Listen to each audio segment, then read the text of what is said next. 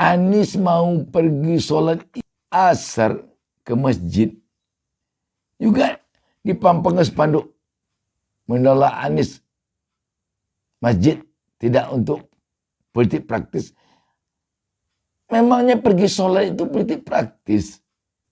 Tapi kalau pidato pula Anies di masjid, mana ini pergi sholat asar. Pihak Bawaslu mengatakan spanduk siapa itu dia boleh bertanya. Karena memang tidak ada kejanggalan yang dilakukan oleh Anies.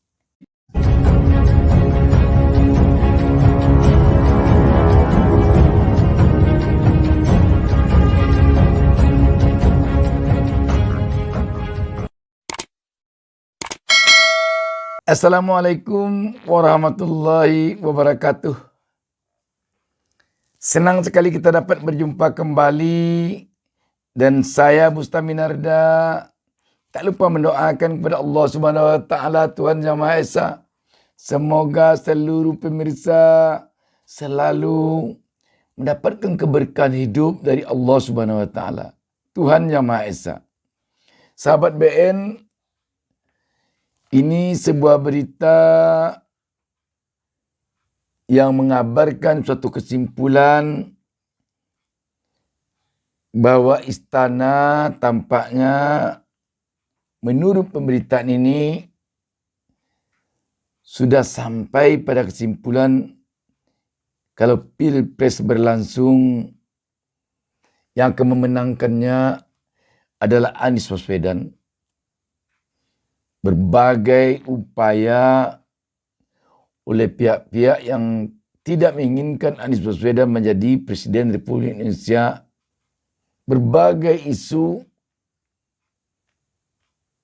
untuk menyudutkan Anies Baswedan tampaknya tidak mempan. Kita baca saja beritanya. Wartaekonomi.co.id menurunkan berita di bawah judul "Tiada henti gangguan menghampiri Anies Baswedan, aktivis. 2. Lawan takut istana sudah sampai pada kesimpulan Anies bakal menang di Pilpres." Berita ini hari Sabtu tanggal 28 Januari 2023 hari ini. Warta Ekonomi Jakarta. Aktivis yang juga jurnalis senior Edi Mulyadi ikut menyoroti soal berbagai halangan yang Anies Baswedan terima terkait pencapresannya. Terbaru adalah soal berseliwerannya spanduk dengan narasi khilafah HTI yang menyudutkan Anies.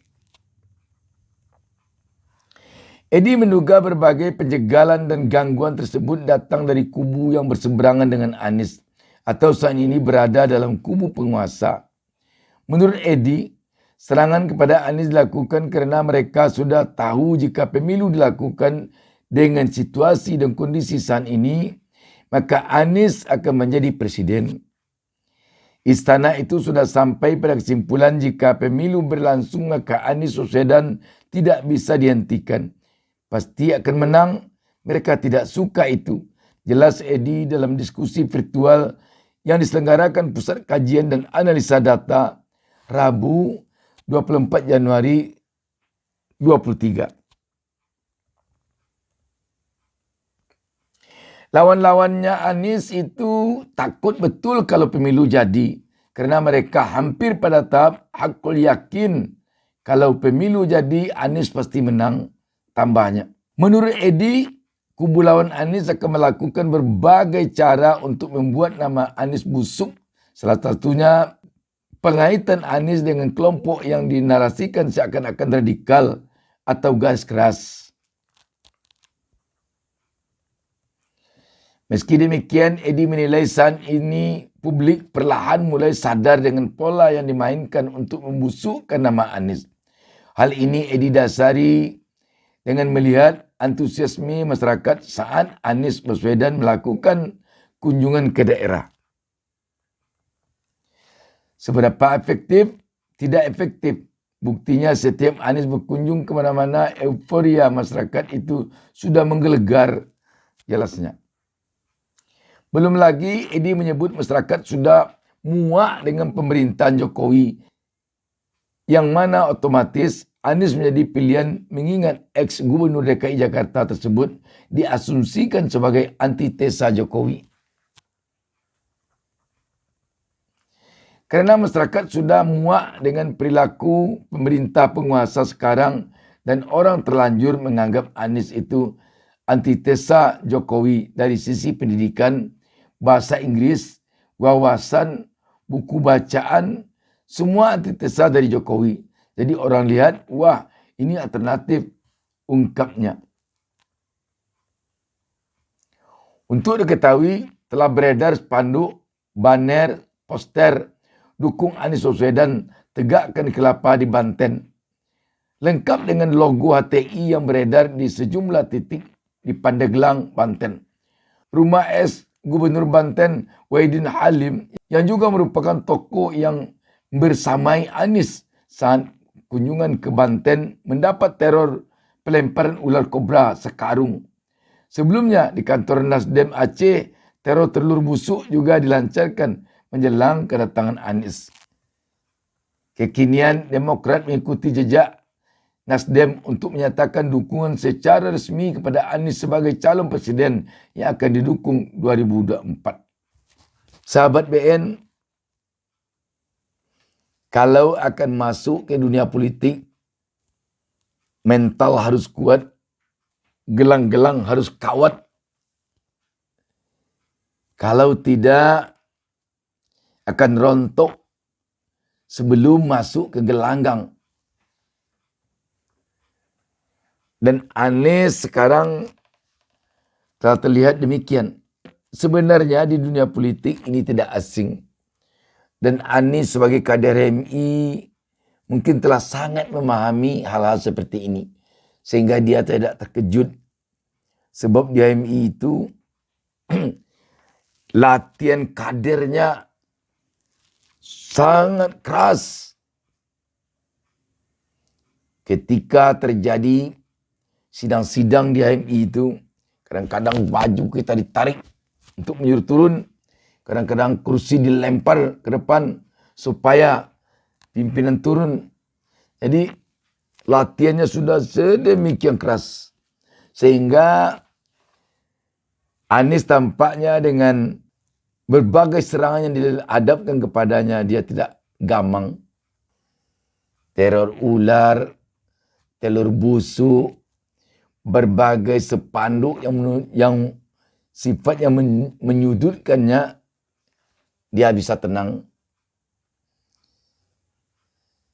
Dan memang inilah harusnya mental seorang pemimpin. Pemimpin itu jangan sekali-sekali berjiwa preman, tetapi yang penting bermental kuat, berpendirian teguh, berjanji dengan diri sendiri, berjanji dengan masyarakat, dengan rakyat, dan berjanji dengan yang di atas yang Maha Kuasa bahwa tidak akan pernah mengalah kepada kezaliman, tidak akan pernah menyerah kepada ketidakadilan, tidak akan pernah mengakui bahwa kemungkaran itu adalah baik. Sahabat BN, apa yang dikatakan Edi Mulyadi ini memang itulah yang terjadi tampaknya selama ini. Tetapi yang jelas, kalau Anies benar-benar ingin membawa perubahan untuk bangsa dan negara ini ke depan, itu harus dari hatinya, jangan di mulut. Kalau di mulut sudah sangat banyak selama ini. Setiap pemimpin yang akan maju mengganti kepemimpinan lama, dia rata-rata mengemukakan hal-hal yang sifatnya antitesa dari pimpinan yang sedang berkuasa. Tetapi apa yang terjadi ketika dia memimpin, kadang-kadang sifatnya jauh lebih buruk, tindakannya jauh lebih brutal dari pemimpinnya dia gantikan. Dia mengatakan contohnya anti KKN. Seperti ketika kita dulu ingin menjatuhkan Soeharto. Kita sama-sama mengatakan anti KKN, anti kolusi, anti korupsi, anti nepotisme. Tetapi apa yang terjadi? Setelah kekuasaan Soeharto tumbang, naik kekuasaan baru, ada kalanya yang berkuasa itu lebih ke KN dari Soeharto. Kalau Soeharto korupsinya kata sebagian orang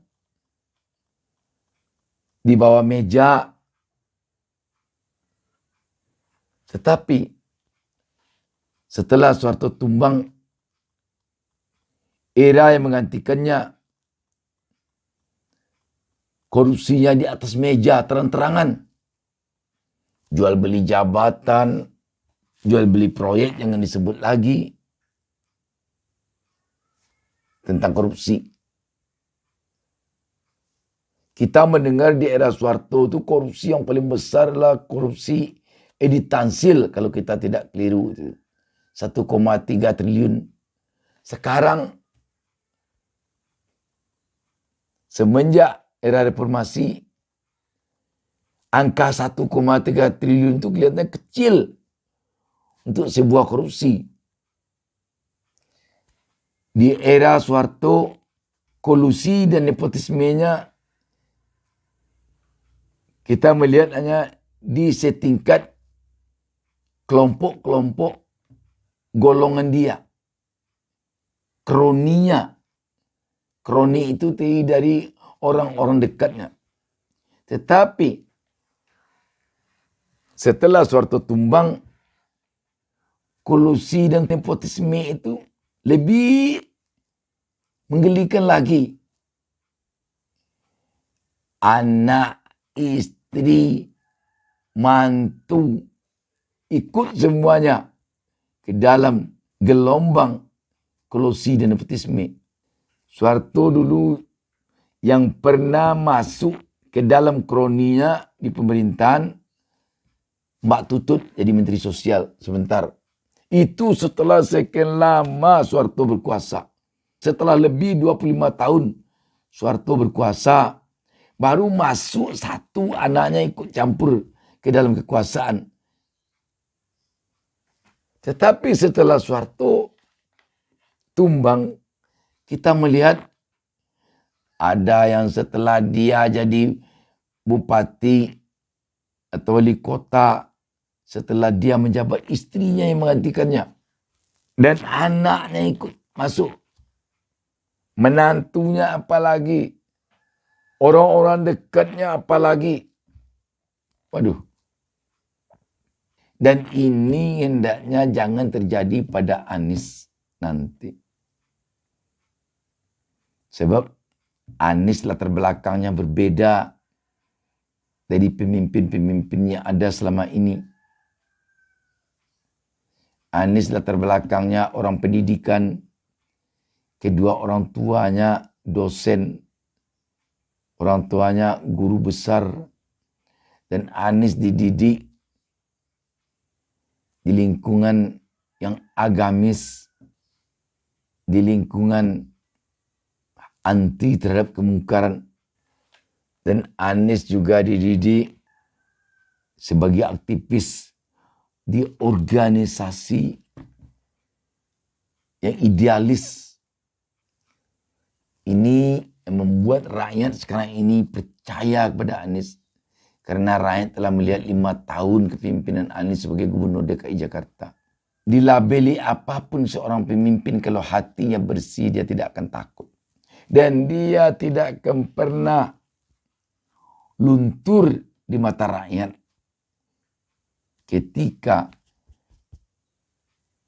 hatinya memang benar-benar untuk rakyat. Dibilang apapun, dibuat apapun. Dan ini kelihatannya memang tampak pada Anies. Di mana Anies mau datang, spanduk penolakan ada sana. Kemana Anies mau berkunjung, ada demo 10 orang. 15 orang. Ketika Anies berkunjung ke Banten baru lalu, yang ada ular-ularnya di rumah mantan gubernur Banten, Pak Wahidin Halim itu. Anies mau pergi sholat asar ke masjid. Juga dipampang spanduk.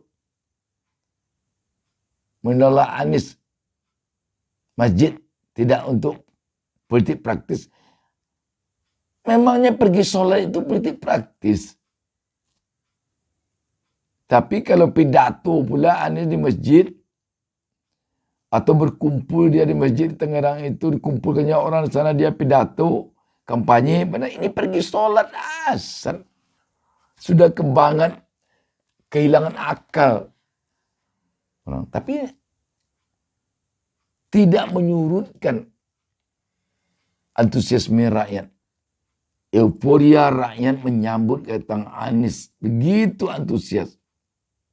Sudahlah diteror dengan ular.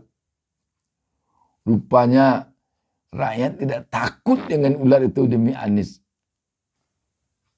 Pihak Bawaslu mengatakan spanduk siapa itu, dia boleh bertanya. Karena memang tidak ada kejanggalan yang dilakukan oleh Anies. Anies ke masjid bagi sholat asar, memang kalau Anies untuk segi agama, tanpa kita mengecilkan tokoh-tokoh yang lain yang muncul sekarang ini, mungkin bisalah di segi agama Islam. Kalau nanti dia jadi presiden, jika di suatu masjid tidak ada khatib Jumat tentunya, dia bisa maju ke mimbar menjadi khatib. Kalau dia nanti jadi presiden, andaikan dia di bulan Ramadan berkunjung ke masjid, dia sanggup jadi imam sholat tarawih. Jadi memang kewalahan lawan-lawan Anies untuk bagaimana menghambat Anies. Demikian, wassalamualaikum warahmatullahi wabarakatuh. Jangan lupa subscribe. Jangan lupa subscribe.